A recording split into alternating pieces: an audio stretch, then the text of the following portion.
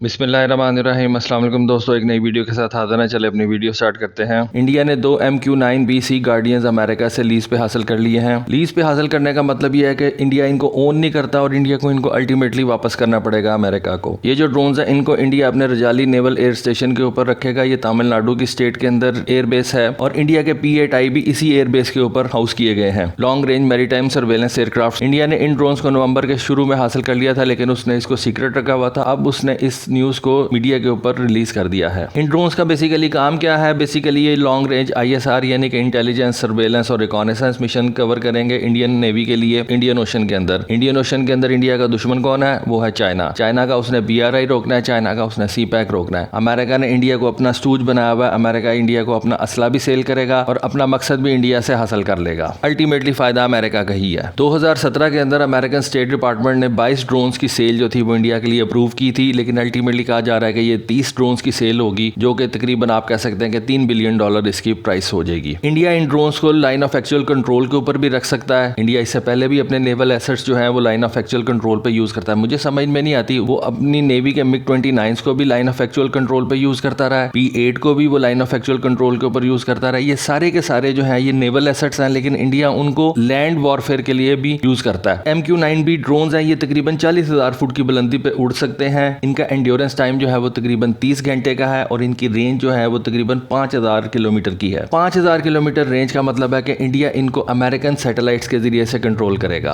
American satellites की क्यों जरूरत पड़ेगी? क्योंकि इंडिया इनको ओन नहीं करता। इंडिया ने इन ड्रोन्स को लीज पे हासिल किया है, इसलिए वो सैटेलाइट्स भी अमेरिका की ही यूज करेगा। कुछ देर पहले अमेरिकन गवर्नमेंट ने सबसोनिक ड्रोन्स की सेल के ऊपर से एक पाबंदी जो थी वो हटाई थी। सबसोनिक ड्रोन्स मींस जिनकी स्पीड 1 मैक से नीचे होती है। जब ये बैन लिफ्ट किया गया तो उसने इस डील के दरवाजे इंडिया के लिए खोल दिए। इंडिया ने कुछ देर से अपनी एक पॉलिसी बना ली है कि अब वो मिलिट्री इक्विपमेंट जो है उसको लीज किया करेगा। लीज क्यों करेगा? इसके कुछ फायदे होते हैं, वो मैं अभी आपको समझाता हूं। सबसे बड़ा फायदा तो कॉस्ट का होता है। आप उस चीज को प्रॉपर्ली ओन नहीं करते, आपको उस चीज के पूरे पैसे नहीं देने पड़ते, आपको उस चीज के थोड़े पैसे देने पड़ते हैं। लेकिन इसका एक नुकसान होता है कि आप उसको ओन नहीं करते। हाँ, कुछ देर के लिए आप उसको यूज कर सकते हैं। और ये किन केसेस में लोग लीज करते हैं चीजें? जब आपके पास टाइम कंस्ट्रेंट हो। टाइम कंस्ट्रेंट का मतलब है कि आपके पास इतना ज्यादा टाइम ना हो कि आप एक लंबे लेंथी एग्रीमेंट की निगोशिएशन में जाएं दूसरे मुल्क के साथ। दूसरा ये कि जब आपको एक कैपेबिलिटी चाहिए हो थोड़े वक्त के लिए, ज्यादा देर के लिए आपको वो कैपेबिलिटी ना चाहिए हो, और अगर आप ये समझते हो कि आप इस चीज को ओन कर लेंगे तो ओन करने के बाद आप इसको अंडर यूटिलाइज रखेंगे। यानी कि अगर आपने इसको थोड़ी देर के लिए तो ठीक है, आप अपना वक्ती तौर पे काम पूरा करके तो उसको वापस कर देंगे। लेकिन अगर आपके पास ये चीज ज्यादा देर के लिए रहती है तो ज्यादा देर के लिए इसकी यूटिलाइजेशन आप पूरे तरीके से नहीं कर सकेंगे। इस वक्त इंडिया इसराइल के हेरॉन ड्रोन्स को यूज कर रहा है। ये सर्च और सर्वेलेंस के लिए ड्रोन्स यूज किए जाते हैं। उसके बाद इंडिया अपने रुस्तम 2 के ऊपर भी काम कर रहा है। ये भी एक सर्वेलेंस ड्रोन है और डेफिनेटली इसके ऊपर इंडिया अपने कुछ वेपन्स भी लगा सकेगा। इसराइल का हेरॉन जो है ये इंटरप्ट ड्रोन से ज्यादा बेहतर है। इसराइल की ड्रोन टेक्नोलॉजी दुनिया में सबसे बेस्ट समझी जाती है और ये जो हेरॉन ड्रोन है ये तकरीबन 45 आवर्स तक कंटिन्यूअसली हवा में रह सकता है। इसका क्या मतलब है कि अगर इंडिया इनको नॉर्थ के अंदर यूज करता है, लाइन ऑफ एक्चुअल कंट्रोल पे यूज करता है, या समंदर के अंदर यूज करता है, तो उसको किसी पायलट को पे नहीं करना पड़ेगा। कोई भी पायलट 45 आवर्स तक किसी जहाज को नहीं उड़ा सकता। हाँ, एक ड्रोन जो कि एक मशीन है वो 45 आवर्स तक उड़ा सकता है अपने आप को। नीचे जो पायलट बैठा वो आराम से दूसरे पायलट के हैंड ओवर स्टिक कर सकता है, छुट्टी लेके जा सकता है, अपनी 8 आवर की शिफ्ट जो है वो पूरी करके घर जा सकता है। उसकी जगह पे दूसरा पायलट आके उस ड्रोन को उड़ा सकता है। तो डेफिनेटली ड्रोन्स के फायदे हैं और डेफिनेटली इंडिया अमेरिकन मदद से चाइनीज नेवी के ऊपर इंडियन ओशन के अंदर नजर रखेगा और अगर उसको जरूरत पेश आई तो वो इन ड्रोन्स को अपने लाइन ऑफ एक्चुअल कंट्रोल पे भी यूज कर सकता है, जो कि आपको पता है वहां के ऊपर CPEC हमारा वहीं से गुजर के आता है। तो डेफिनेटली ये पाकिस्तान के लिए भी एक थ्रेट है और चाइना के लिए भी एक थ्रेट है और पाकिस्तान और चाइना को यहाँ पे long range surface to air missile जो हैं उनको फील्ड करना पड़ेगा, ताकि अगर ये ड्रोन ज्यादा सरहद के करीब आते हैं तो इनको दूर से ही उड़ाया जा सके, ताकि इंडियंस को भी एक थ्रेट हो कि पाकिस्तान इन ड्रोन्स को उड़ा सकता है। होपफुली आपको ये इन्फॉर्मेशन अच्छी लगी होगी। प्लीज अपनी राय से मुझे जरूर आगाह कीजिएगा। ये ड्रोन्स पाकिस्तान के लिए कितना खतरा है। Thank you. Allah Hafiz.